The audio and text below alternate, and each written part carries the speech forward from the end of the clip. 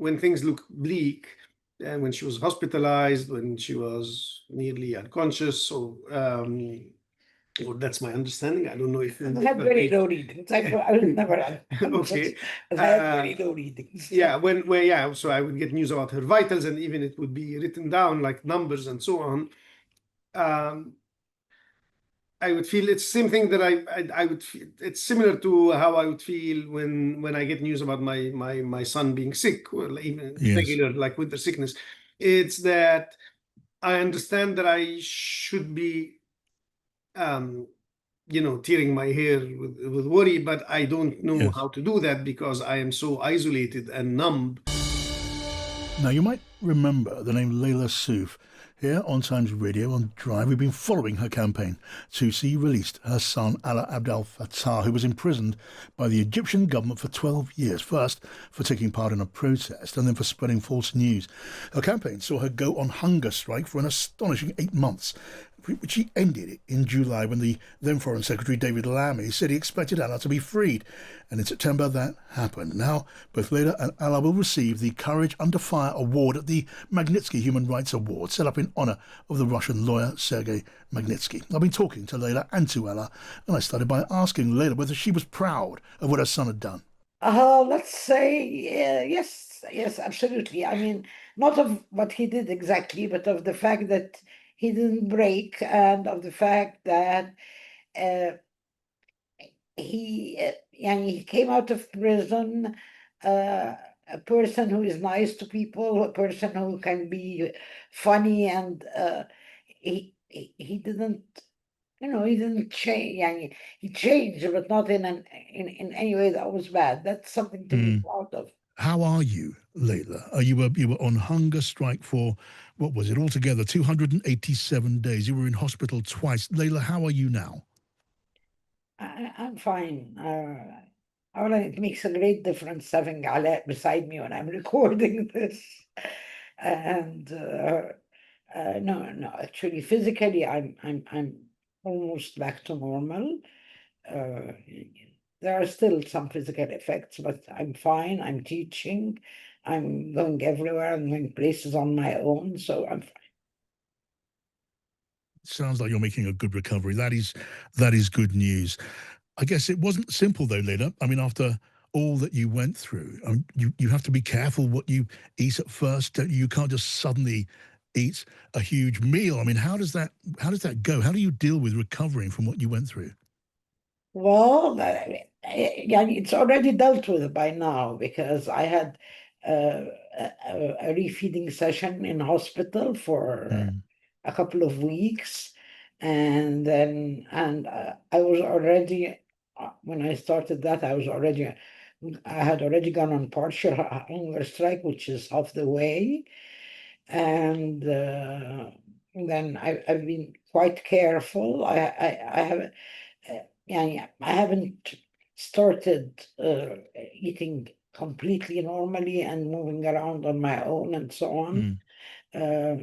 Well, I started that when I came back to Cairo, which is now more than a month ago.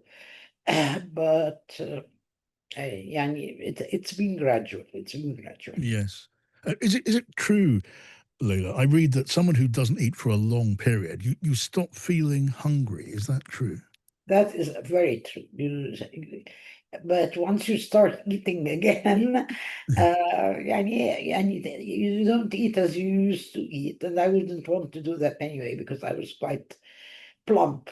So I would rather stay a size 12 than a size 18. Your taste also changes. Yeah. Yeah.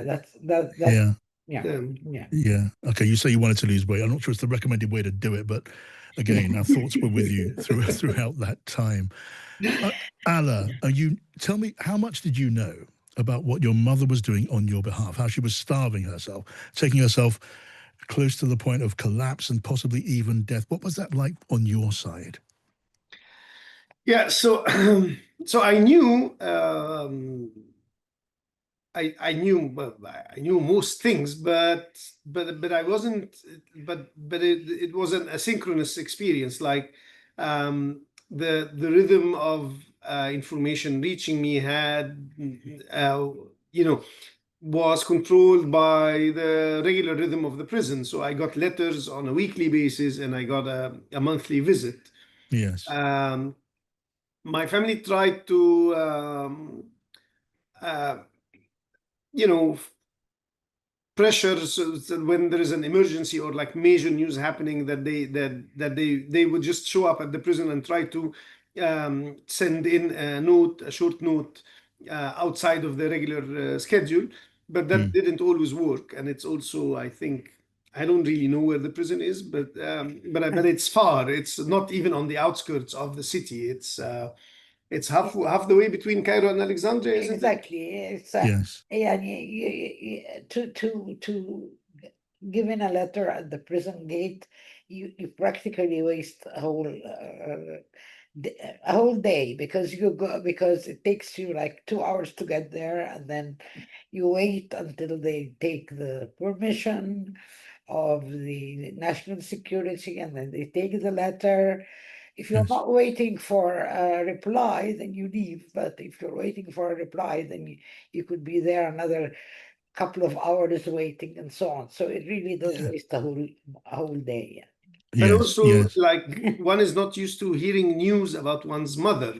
Sure. So getting a few lines in a letter or mix of medical explanation and impression from my sisters is not really knowing what's going on. It's not, that requires a level of being there, or even just, Yes. making phone calls or whatever. So no, I felt completely alienated from the experience. I worried, but I'm not even sure that I understand what it is that I'm worried about. I was on hunger strike at the same time, but obviously it's a different body, different. I'm younger. She started 100 days before me, so so I couldn't even use my own bodily experience to compare. Also, Yes. she was moving around. I was just like locked in, and so I didn't need that much energy. She was moving around in colder weather. So trying to wrap my mind around what was going on was, that was a traumatic experience in and on itself. Yes. And when we got like, when things looked bleak, and when she was hospitalized, when she was nearly unconscious, so well, that's my understanding. I don't know if I had very low readings. I was never okay. I had very low readings. Yeah, so I would get news about her vitals, and even it would be written down like numbers and so on. I would feel it's the same thing that I would feel. It's similar to how I would feel when I get news about my son being sick, or even regular like winter sickness. It's that I understand that I should be tearing my hair with worry, but I don't know how to do that because I am so isolated and numb, and so I become much more. I don't even have the vocabulary to describe that feeling, but it's a form of isolation and Alaa, do you wish he had not done what he did? Well, it's the thing about this last time is I had 2 like consecutive prison sentences with a very short break in between, which wasn't really a break because I had parole. The second one, I hadn't done anything, so I don't like I was arrested on reputation, basically. I was undergoing parole, so I had to spend half the day, like 12 hours in a police station. I had contact with security on several times per week, so I wasn't free to do anything or say anything. I wrote a couple of essays, articles, but I don't think, I mean, they were long and rather difficult to read. I don't think they weren't like populist things that they weren't the kind of thing that you usually get punished for, and so we really have no idea why they decided to. I mean, it was a moment when they were arresting all the usual suspects, so we kind of understand why I was arrested, but we don't understand why I was sent to a maximum security prison and why they decided never to let me go. And so it's difficult to be proud of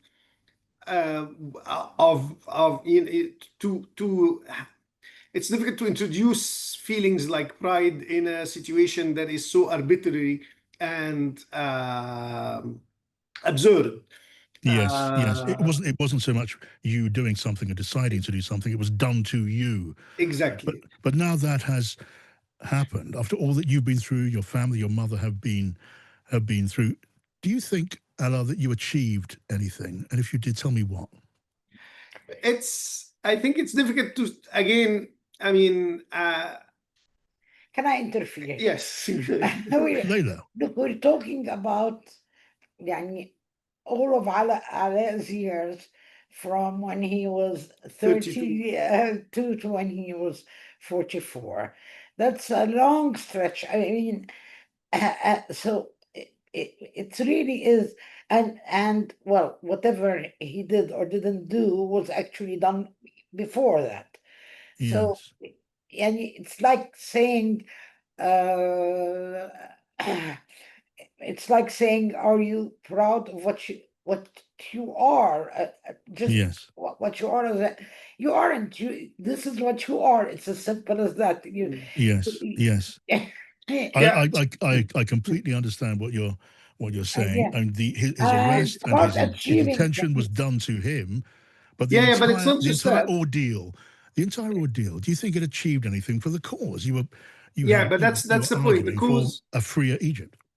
yeah, that the cause was the long imprisonment is part of a defeat of a movement, that a pro-democracy movement that began rather reformist and then turned revolutionary when all paths to reform were blocked.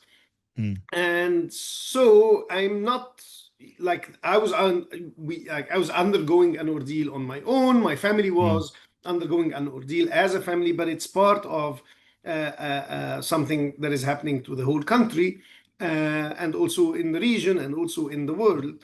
And so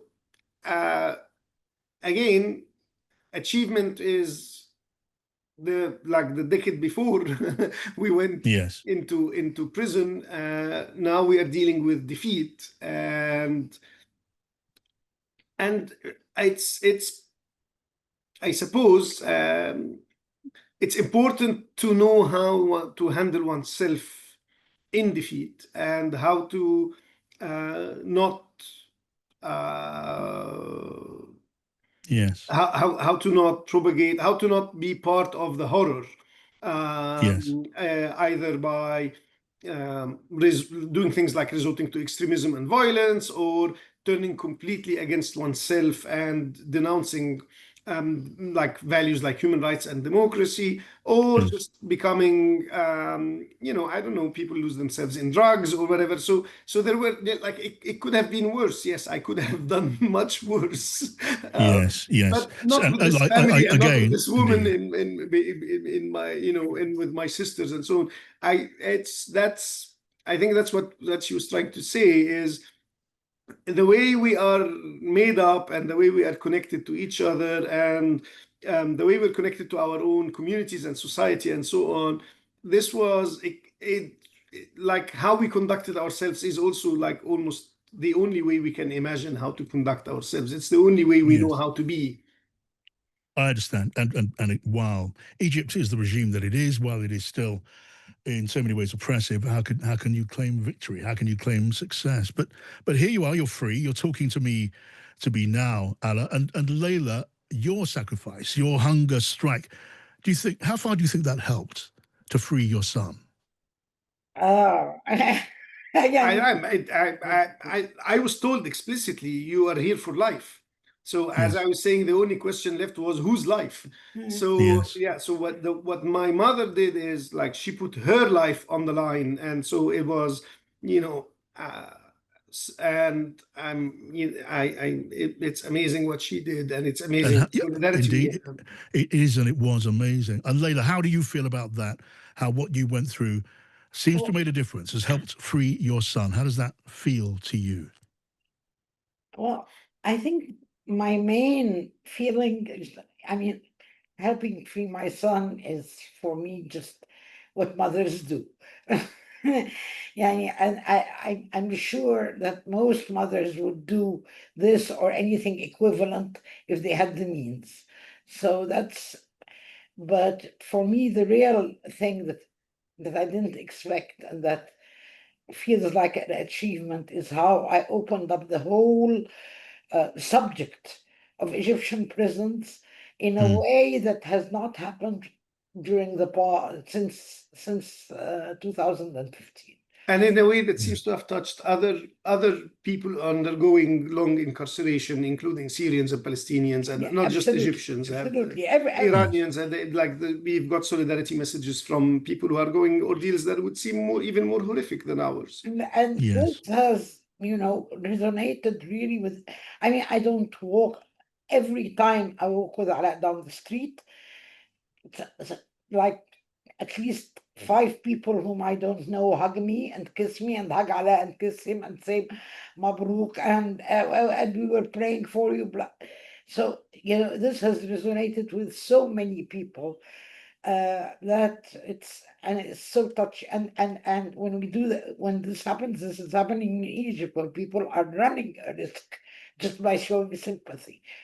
And the tremendous amount of support and sympathy I got everywhere in the world, from everywhere in the world. And that for me was the sort of extra bit that really made it feel like a worthwhile battle. Well, after all you went through, Layla, but of course both of you, it is good to hear you speak in this way. Thank you so much, Layla and Alaa. Thank you. Thank you.